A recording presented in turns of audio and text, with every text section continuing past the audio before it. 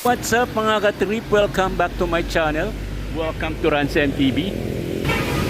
Heto na naman po ang inyong Kuya Rans.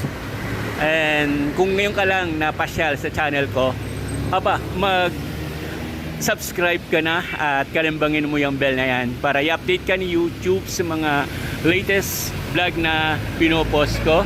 Ang ating content mga ka-trip ay siyempre, gala, malling at kung saan tayo pumupunta para i-share ko sa inyo ang mga kaganapan sa labas o sa loob. Kaya, subscribe na.